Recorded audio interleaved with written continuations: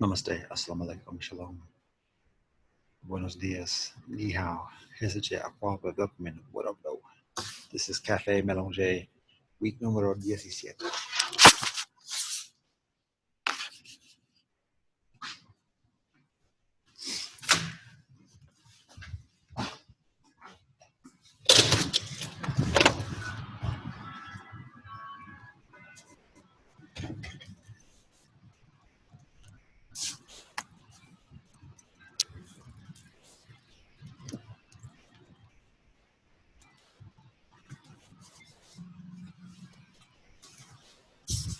Ah!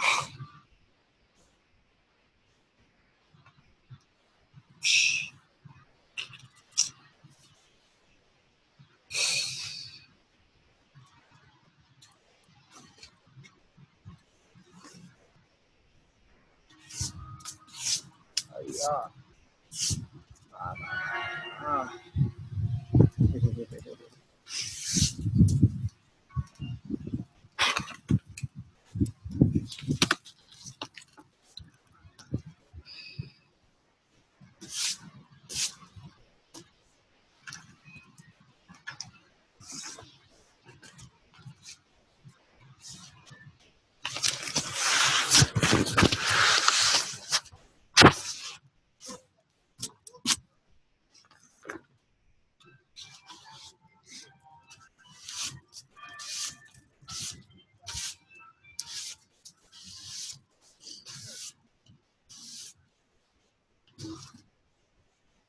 All right.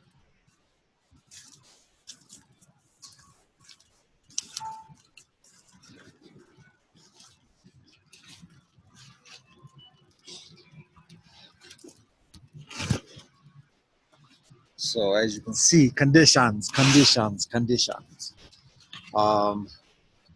It ain't bad. It's freezing, but oh, crikey, what this is.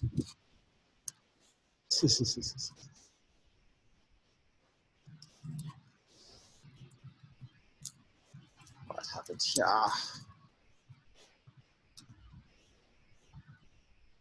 All right. Funny.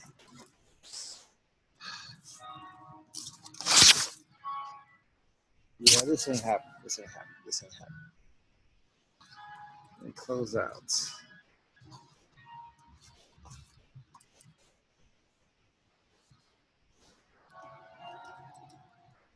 There it is. All right, we still on. All right. But yo, the snow though. I know we do. Transition.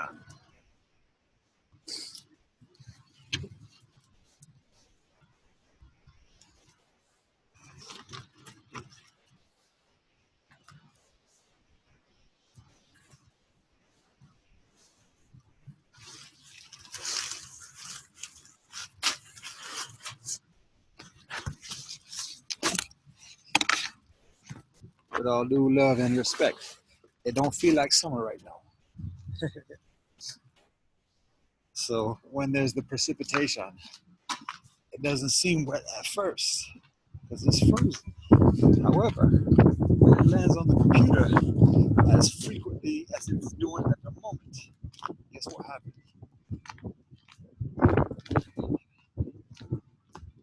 Computer causes a little bit of a meltdown. We don't want it too far meltdown, so we find some covered area, and that's where we at. Oh, look at that clearness. All right, so it ain't too cold actually, but we got to wipe off this keyboard and get situated. Oh, that's nice. We got even got a seat here. Oh, it's all dry. We don't want this water to wilt. What does wilt mean? Context.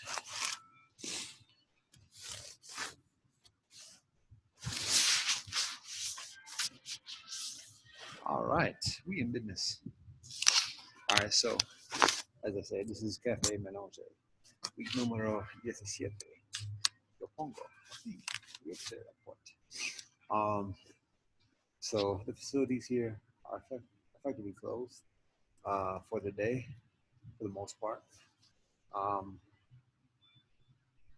so outside, doing the do and continuing it too.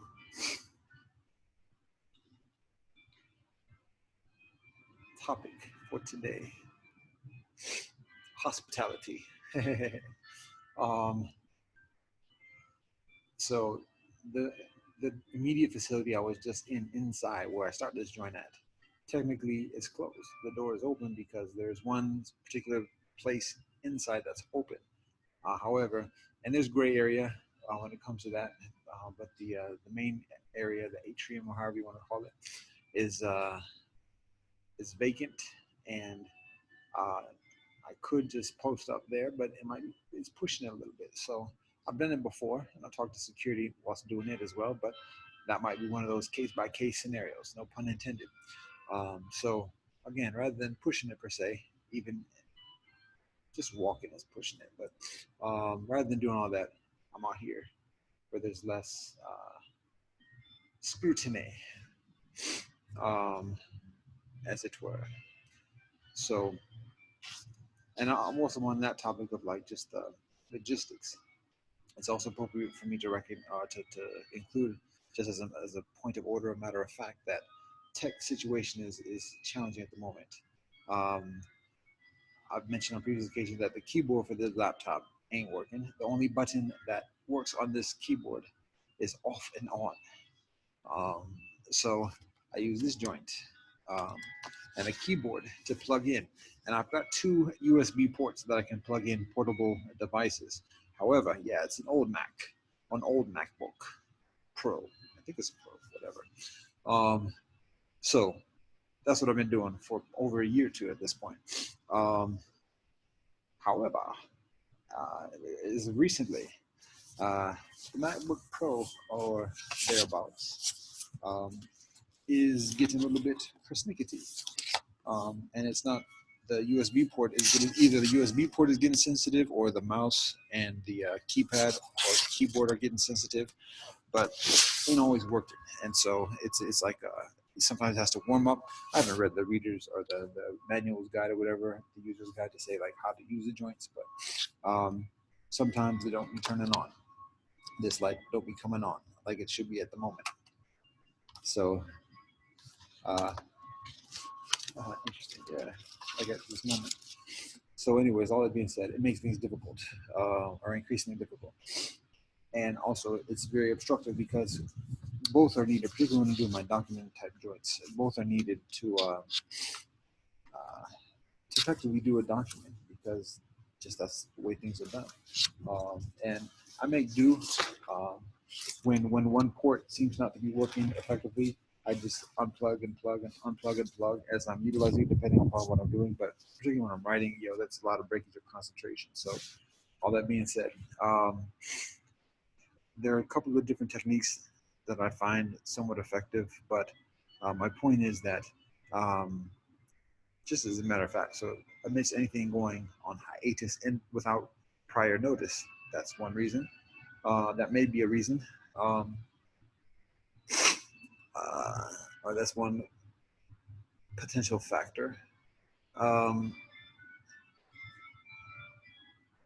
and also just doing the regular documents that I do, the posting, weekly considerations, and other stuff that I do with the Sonar Ashram. And additionally, uh, there may be a preclusion of me even doing that, the work itself, because again, without that light coming on, the mouse don't work. So, aha. Um, anyways, that's just again a point of order, or I say that, but I'm not sure if that's the right term. Regardless, there it is, disclosure. Now, that being said, topic of convo for today, hospitality. So the consideration is that um,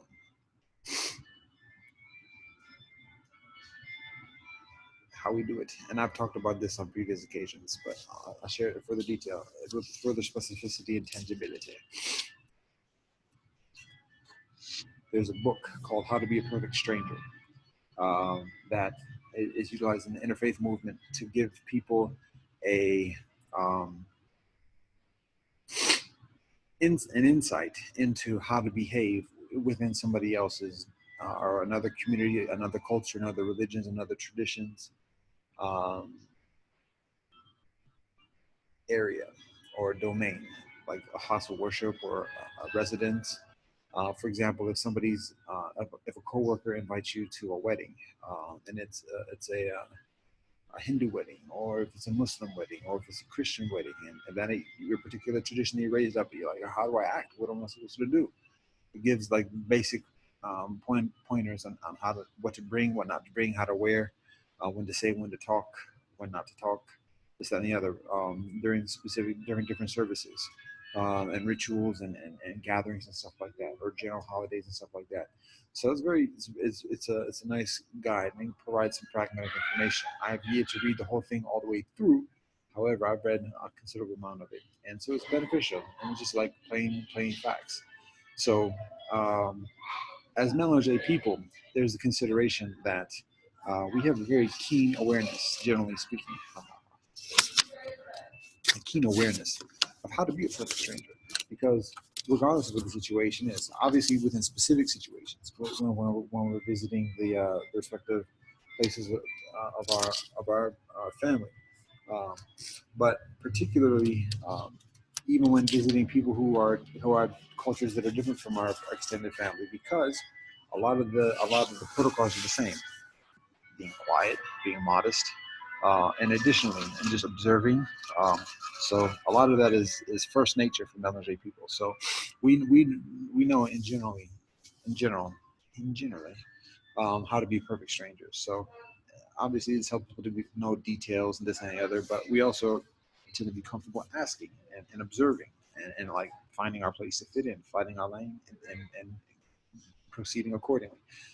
Now, what may be distinct for melange brethren, I find this myself personally, but also consideration of other melange brethren. It's not necessarily how to be a perfect stranger; it's how to be a perfect host. And the rules of providing accommodation to others, welcoming others, having a sense of ownership and belonging, and welcoming people into that. And as a melange person, as melange people, families, a married couple, a host, um, and additionally, so uh, there are a couple of considerations that go into that. One is what are the rules of hospitality? What are the rules of welcoming people into a home as being melange? If we're coming from, or when we're coming from different cultures and different cultures and different traditions have different protocols, and so um, what are the protocols that we are raised in? What are the protocols that we grow up in? And obviously that's a significant determining factor. Um, but there's also the additional factor of assimilation and practicing customs and protocols that are different, either from uh, our traditional culture, where our respective more and far come from, um, and or from how we were raised. Meaning that if we're raised in a melange household that's cultural and that's distinct from the mainstream, um, then we may be uh, the rules of the rules of hospitality are in accordance with whatever our respective parents establish, and are thus different from mainstream assimilation. But there needs to be adjustment, or one way or the other. Or there's another scenario where our parents do the adjustment themselves, respectively, and there's that there's that coinciding with assimilation to the norm. But anyways, all that being said, when we become adults and we have the occasion of inviting people, then we have that occasion of being the host, being the care provider, and even the protector, because that's essentially what being a host is. And this is one of the things that I've just recently kind of considered intangibly specifically, is that when a person is being a host, basically they're bringing somebody else into the protection, their own protection, um, and the care and the well-being of that person's home. And so it's it's a very it's a very it's one of the most important things that exists in life, actually. One of the most important. And if you look at all of our different traditional heritages, our religious traditions, and additionally, hospitality is one of the significant principles within our different cultures and traditions. Um, so, as Melange people, one of the difficulties I personally experience is that I'm saying calling myself a Melange people, but I am one of. Um, One of the experiences that it's had, one of the difficulties that it's had, is having that sense of ownership, a sense of belonging, and like um, establishment in order to comfortably welcome other people into the protection of that realm. Um, I'll come over my house. Yeah, we'll do this, we'll do that, we'll do this, we'll do that. Um, because much of the experience of mélanger for many people, not everybody, but many people, is historically one of accommodation, of adjusting to the circumstances. And so it's always a matter of finding where other people's home base is, and then adjusting accordingly. But in being one's own man, woman, uh, house, family. It's a matter of saying, this is the rules. These are how we live. You're welcome to be here. And it is what it is. And inviting people into the fold, to the comfort and the protection of that way of being. And so it's a very important thing for Mélanger people to to talk about, to be aware of, to think about, um, but again, to talk about and to articulate, to discuss, to develop, to be mindful of. So, and to act, to practice. So that's the consideration, is this notion of mélanger hospitality. I've talked about it before, like I said, but um, further tangibility or details, specifics that go along these lines is this. One, I shared a book for an idea for a Mélanger sister, writer, author, about writing a book on Mélanger hospitality, and fashioning it in the same or in the same way of the book "What Are You" by the sister's name, Pearl Goyens or Gassins. The name escapes me at the moment, and I'm gonna abstain from testing this joint. Oh, it was just on a second ago. There it is. There's a light. Anyways, Pearl Foyen Gaskins, something like that. But anyways, it's called "What Are You," and basically that book gives an autobiographical profile. So like each chapter is maybe like 2-3 pages, 4 pages, maybe cuatro, and she welcomes young teenagers or 20-something-year-olds, young adults, young Mélanger brethren, to give an autobiographical account of what it's like to be Mélanger, particularly growing up. And so it's very readable, very accessible. I've shared that's how we begin these sessions a number of weeks ago. And so the consideration is doing a book like that, but from the voices, from the authorship, the autobiography, sharing of couples, households, families that share what their methodology is for providing hospitality. Because again, when one is mélanger, when a man is mélanger and he marries a woman, there's going to be some kind of differences of customs and protocols. I mean, that's any kind of marriage, but particularly mélanger. And when a woman marries a man, same thing. A mélanger woman marries a man, same thing. So anyways, how does a family, a mélanger couple, decide how to provide hospitality? What does it do? And again, in an autobiographical sense. And anyways, that's one of the considerations. It goes further though, to give like uh, a a play-by-play kind of scenario, or breaking it down to segments in terms of like the visit. And so in the "How to Be a Stranger" book, it gives like a little paragraph on different kind of scenarios of like what to do at a wedding, what to wear when this happens, or what to do at this service, and when like I said before. So there's a paragraph in each one of those, or like a few sentences, or maybe just a few words. But the idea for this book that I'm proffering is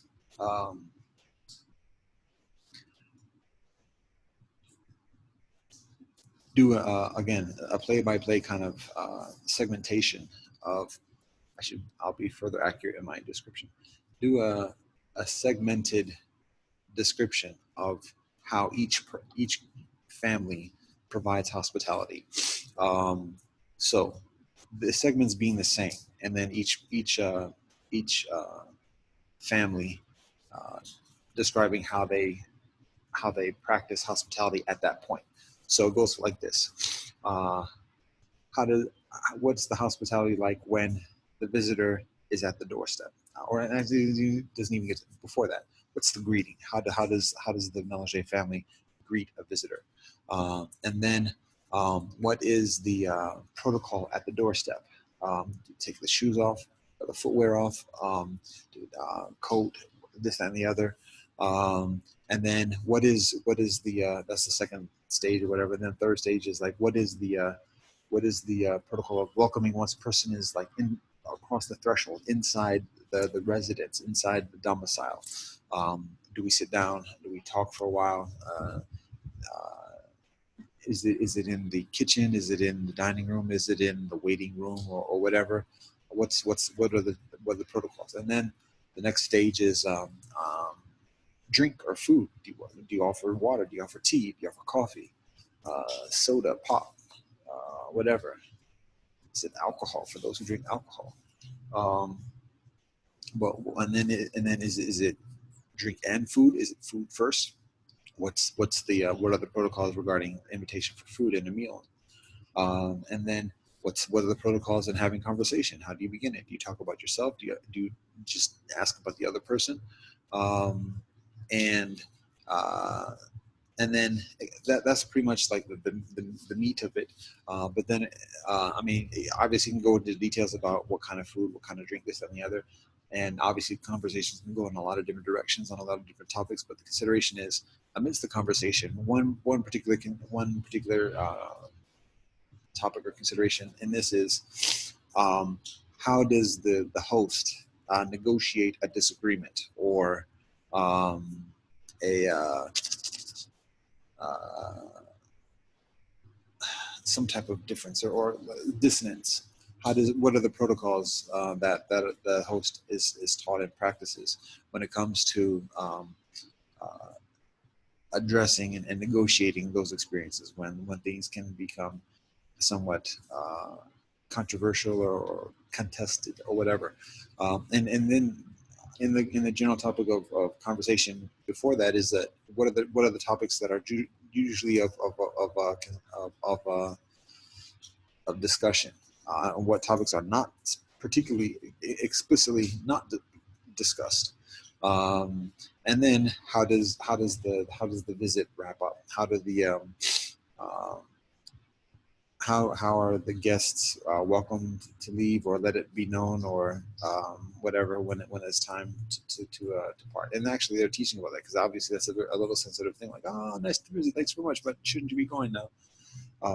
Or talk when the people are like yawning and yawning. So, anyways, there's that, and then obviously, before that, do people send a plate? Do they get what are the like the gifts upon continuing on from the home? Is there like a gift of like a knickknack or if there's food shared, do people provide a plate or offer a plate of food to take home with them? Um, and is there like protocols of come back again or let's schedule something, or what are the protocols when leaving, and then what's the benediction? What are one of the farewell words when the visit is concluded? And so that's the general gist of it. So for each of those segments, inviting people, different Mélanger families, to respond to that, whether it's a few sentences, whether it's a paragraph, whatever, talking about what they learned growing up, what they experienced growing up, what they practice as adults, where the protocols come from. Is it like some like hard, fast, strict rule that, oh, you got to do this, got to ask them about this, got to do this. Offer food. Have you eaten? Take your footwear off. Wear something on your head. This and the other. Is it when offering food? Oh, you gotta have this. You gotta have this. Or is it kind of like, oh, go help yourself. You know where the food's at. What kind of protocol is it, and where does it come from? Is it something that's like from the scriptures, from the Holy Scriptures, that says you got to do this, or is it just kind of like a verbal understanding and something that's generation to generation? Is it something new? Is it something that's adjusted in recent occasions with other cultures or experience with other cultures? So, what is it? How do you get it, and how do you practice it? So anyway, that's a consideration, and it's exactly relevant for people's experience today. It's important to think about, and again, as we increasingly are established in this experience of being hosts, and being belonging, and one of the things that I consider, in this notion of being host, and to be honest, amidst my awkward experience of being the host at this moment, despite very strict teachings from my religion, from my the religion of my kin and people and forebears, ancestors, and prophets and sages, we're taught gotta provide hospitality and like be very forthright in doing it. Invite them for this, offer that. You got to give the best of what you have, this, that, and the other. Now, that being said, again, even with all that, and knowing that I'm supposed to do it just like I'm supposed to be doing like prayers and meditation, um, even whilst knowing that, I still have difficulty. Why? Because not a sense of belonging. Because again, there's that notion of, in me providing that hospitality, I'm essentially inviting people into my protection, saying, yo, this is my spot. I got this. And when you were here, I got you. And not meaning like slavery, but like, yo, I got you protected. Like, I got your back. Ain't nothing going to happen to you when you're in my home. And at the moment, I don't even got that for myself. So how can I offer that to somebody else? Now, that being said, I do have it, um, in an esoteric way, meaning this.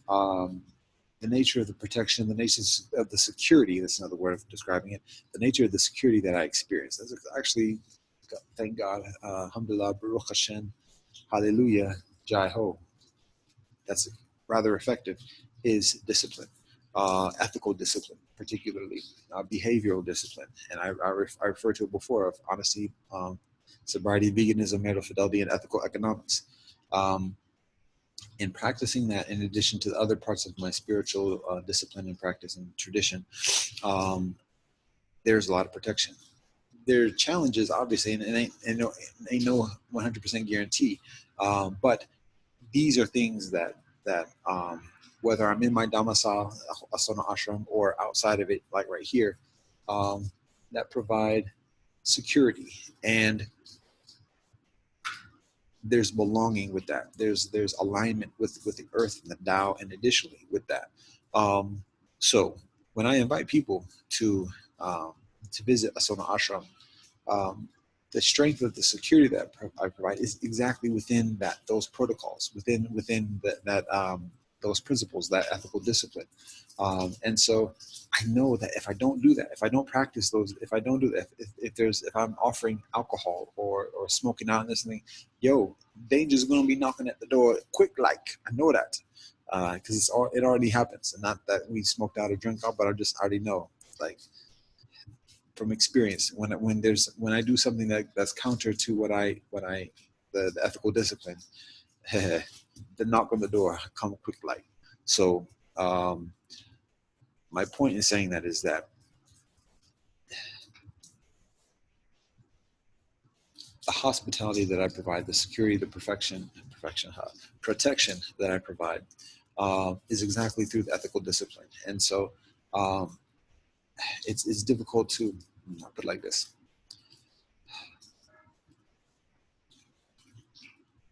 For people to experience the strength of the security that I share, that I experience,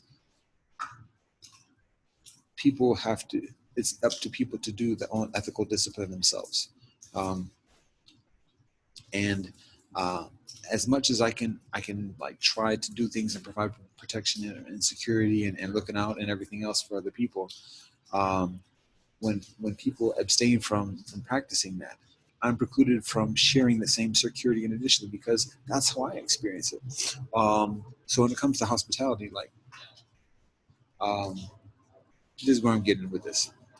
When I invite people to the crib, to a Sona ashram, my the the experience of security that I have, the experience, the security that I experience is through my behavior. And amidst all the challenges that are involved in in around Sona Ashram and just in general around the earth and universe, the sanctity that I experience, the security, is through the behavior and the ethical and disciplined behavior.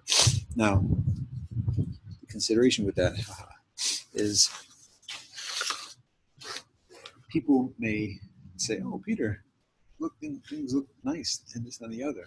I want to join up. I want to hook up, or I want to connect, and like do what's going on." But the thing about it is,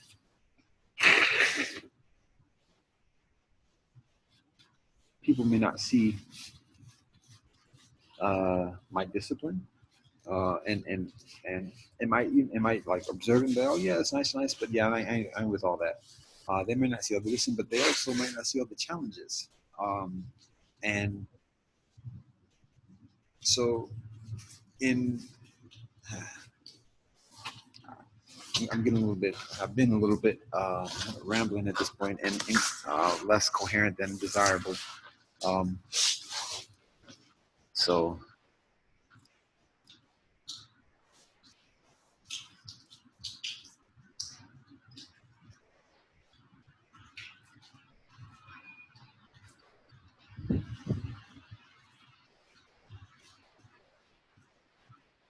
I guess the, the the beneficial thing to share is that there are things that exist beyond surface level, beyond the appearance, and just because there are things that exist beyond the surface level. Full stop. People may see conditions at the surface level and make certain conclusions and actually make certain um, have certain trust or reliance upon what is perceived as effective or the workings at the surface level, and be dismissive of some of the other things that are of further depth, um, because it doesn't seem to actually work, or it doesn't seem effective, or it doesn't seem actual, or people don't pay attention to that. And I may not emphasize it as much as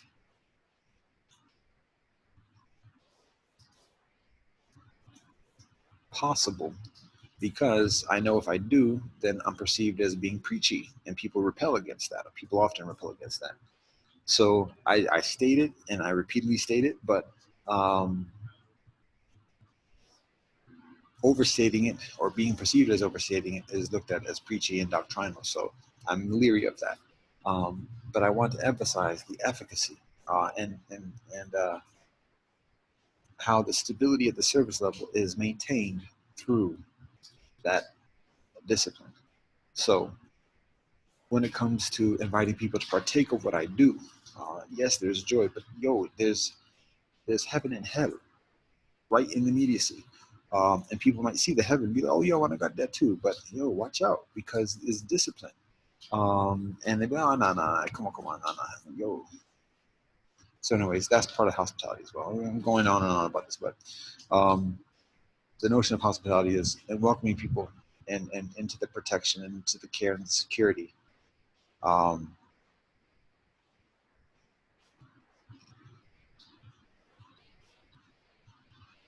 it's a shared experience, and um,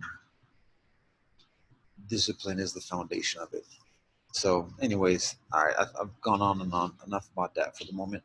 Um,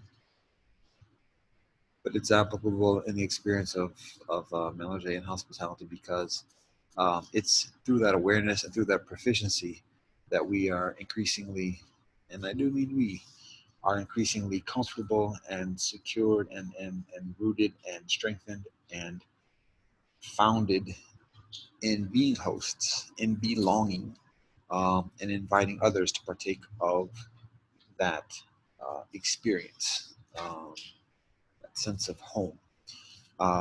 And so that's what I do with Melange. So there's that. Um, ha. um, I'm going on to another topic at this point, and these joints have like kind of like uh, developed into just like the standard kind of we're off again. The standard kind of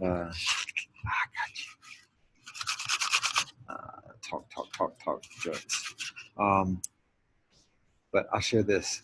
One thing I've noticed, I've had to like get off YouTube actually recently, particularly for the interest of uh, getting some projects done. So by getting off, I mean pause, no pause.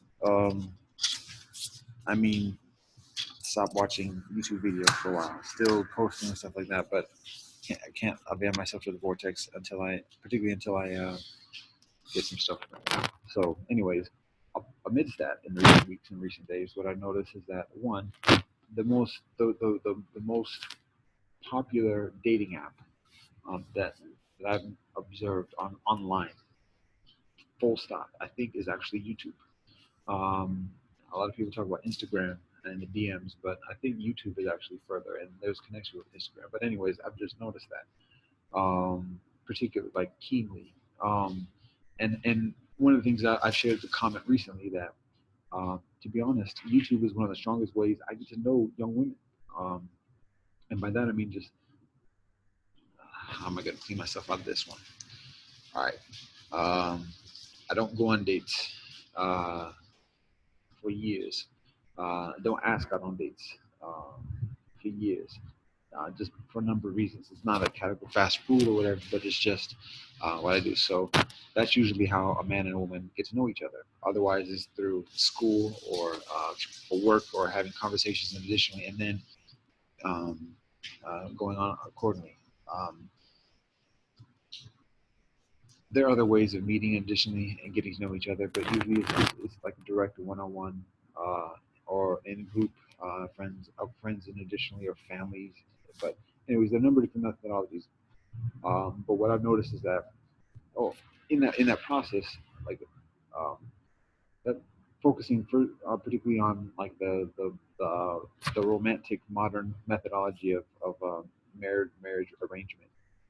It's where a man and a woman talk and get to know each other, have conversations, learn their stories, learn what they're about, what their principles, what their aspirations, what their dreams are, and additionally. And so it's back and forth. And again, usually that's on dates. And so eventually you say, yeah, okay, yeah, I think we might go in different directions. Oh, yeah, I think we want to pursue this further, whatever it is. But that's generally how it goes. So, like I said, ain't do that too tough. I meet people, I meet young women, and have conversations. But again, I live an austere life, and so it's like there's like a whole lot of obviously some pre um, preliminary information and disclaimers or whatever to share before getting to the point of like, yo, let's go out and date for a number of reasons. Anyways, all that being said, what I've learned or what I've noticed about myself is that I the way I've gotten to know, but I guess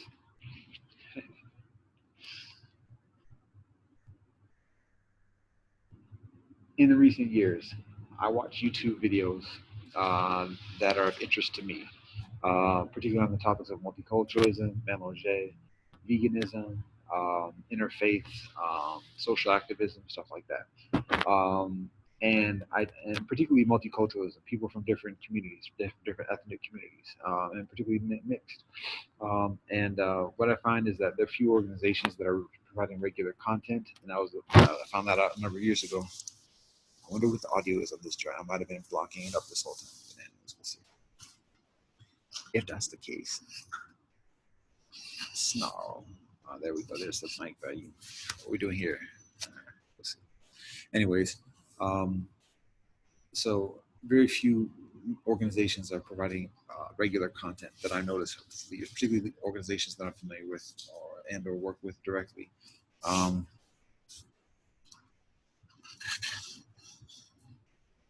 so when it comes to finding voices from different communities to talk about the experience, what's going on, the news and stuff like that, don't watch the news. Don't watch the regular media news or whatever. Regular, the mainstream, whatever. To get that information, I basically just found YouTubers that are sharing information. A lot of times, they're not necessarily sharing information about topics or this like current event topics or stuff like that. They're talking about life experiences, and additionally, um, and so through the years, I've kind of found different YouTubers that are of interest. So, anyways, uh, what I've observed is that up through this point, at this moment, the ones that are active at the moment that I am subscribed to, the vast number of which are young women, and I think that might be a factor also.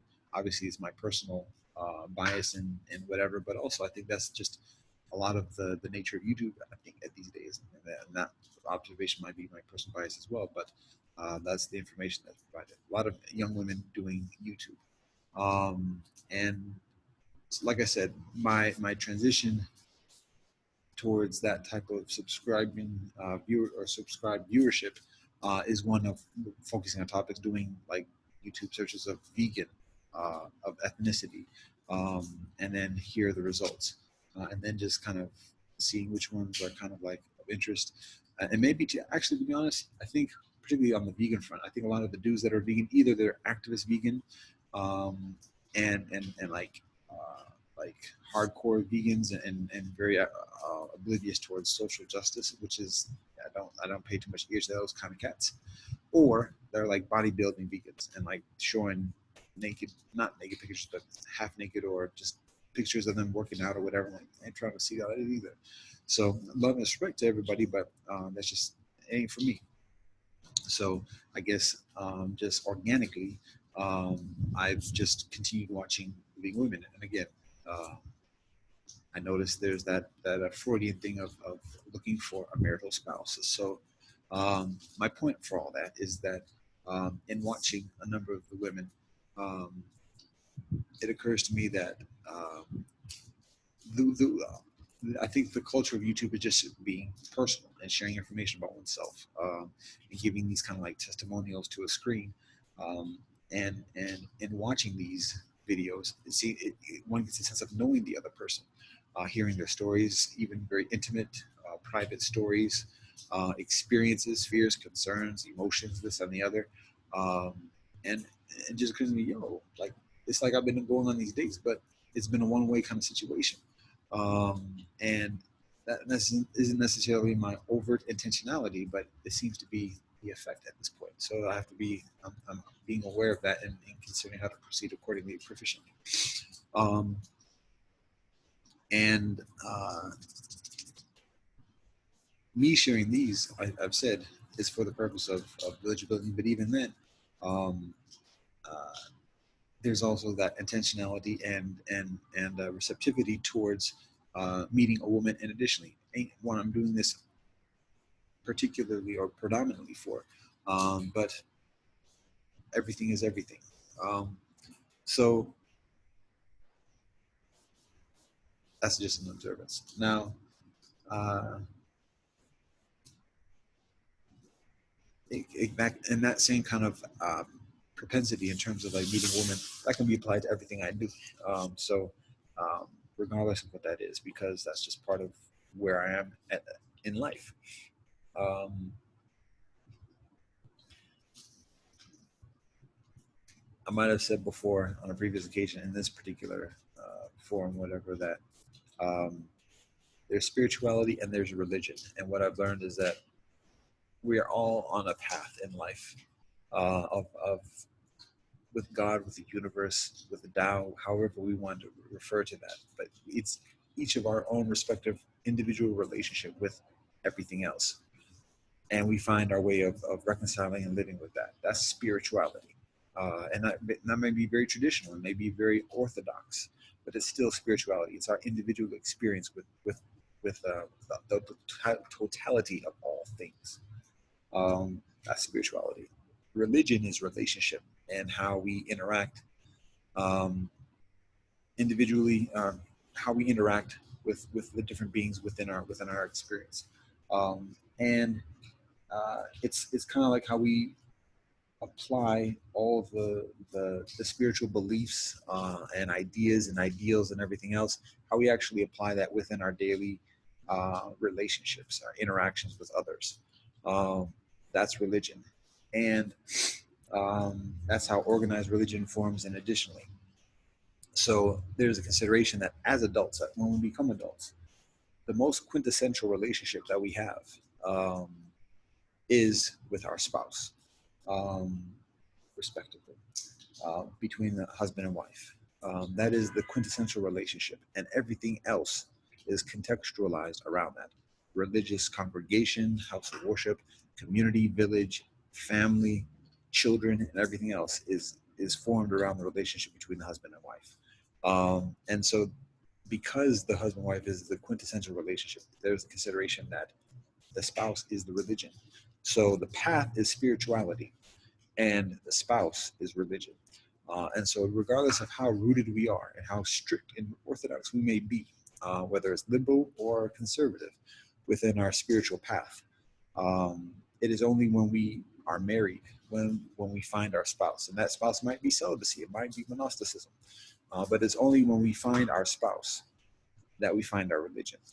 And like things get serious. I'm abstaining from profanity at that moment because I think that was a little bit of a flow. So I'll just say stuff gets serious, and that's religion. So um, I'm strongly rooted within my spirituality, but I continue to look for my religion.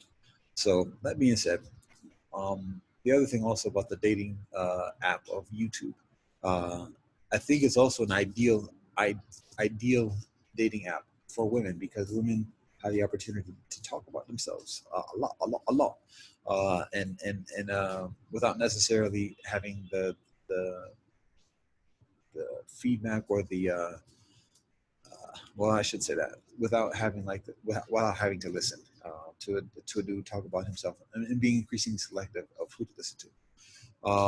And maybe that's just what YouTube is a whole lot of like selective dating, selective one-way dating, of choosing who to listen to and then sharing what one has to share and that being listened to whoever listens to that. And I won't do that. But I just think about it like how a woman can share her emotions and her story, talk about herself, what she wants, and everything else, um, and be listened to um, by a number of other people, particularly a number of other men, and get attention. And I know that's one thing that's talked about in terms of criticism towards men. Of men, when a man is dating a woman, oh, he doesn't listen, and this he doesn't pay attention to this and the other. So this is an opportunity for women to have an audience. Now, obviously, there's negatives that come with that as well because they're trolls and haters and greedy men and this and the other, selfish, perverted, deviants, and everything else like that. So there's that flip side of the coin, but. Um, there's also a lot of attention and perspective. So, anyways, that's what I had to share. What that got to do with the day, it is. And I'm gonna leave it at that because I've been going on this, and it's cold out here, yo. Even without the wet, it's still winter. Uh, and oh yeah, I forgot this computer might shut down at any moment because of that. And my hands are feeling it, so I know the computer's feeling it. I think we're gonna leave it at that. Yeah, what else we can. Storage is decent today, how long? At least for the moment. We'll see.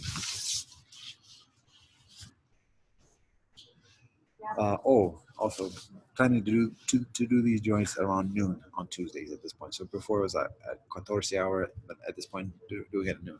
Also for Melange Ethos Institute, our priorities are this: residential cooperatives, Melange education and storytelling, and ethical economics. Residential cooperatives is the primary priority.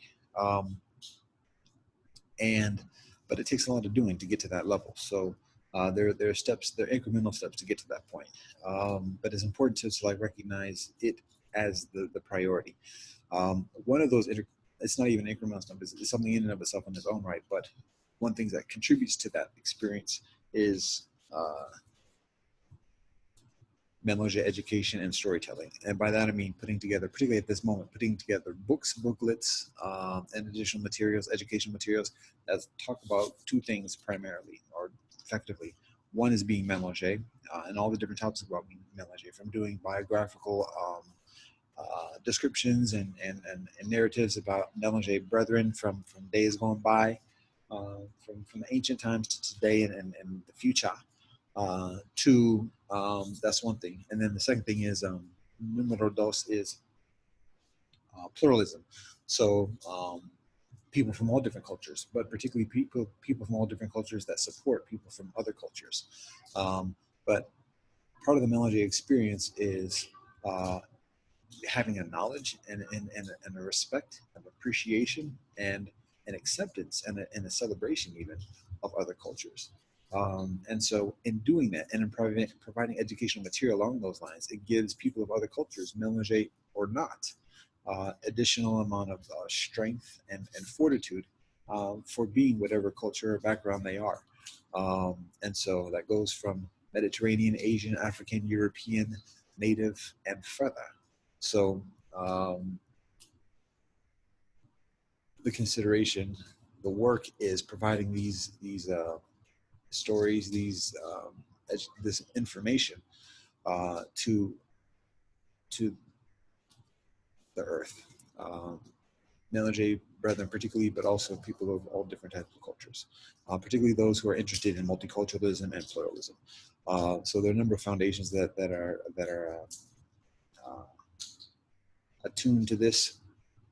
And so we are preparing, reaching out to some of these institutions to get some backing for completing some of these materials. And I said like books and stuff like that, booklets, pamphlets, materials, stuff like that. I mentioned Encyclopedia lange before, but also it's storytelling and the art of storytelling, the craft of storytelling. And programming along those lines that reintroduce that experience accordingly.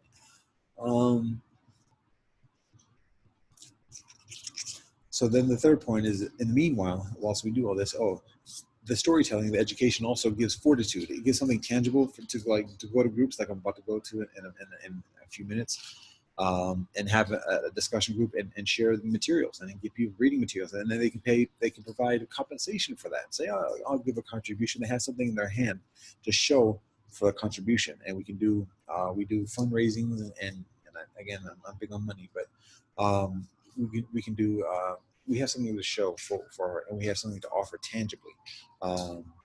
That's of value, that is of interest. I gotta watch out because it's getting colder now. So that's the thinking. That's the second thing. Losing cosa. Now the tres cosa is cosa tres is economics, ethical economics. So in the meanwhile, whilst we're working on the residential cooperatives, and whilst we're working on the educational material, the lange educational material and storytelling, we got to feed ourselves. We got to live someplace. We got to put food on our back.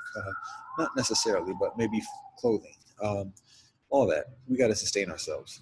And so we got to have economics. So the consideration, the guidance is to do it as ethically as possible. Fair trade, vegan, organic, and additionally, and building cooperatives that are increasingly conducive to that type of ethical economics because it's expensive. It takes some doing and some planning.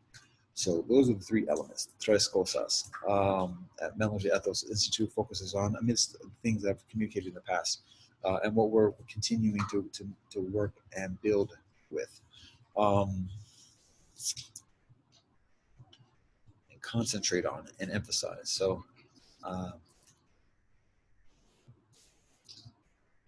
the building isn't in work.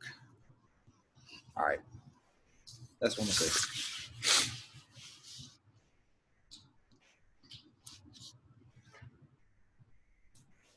Namaste. Assalamu alaikum. Shalom. Está bien, adios. Te echa revisa sempre no asmo. Que lego Fred. Love, peace.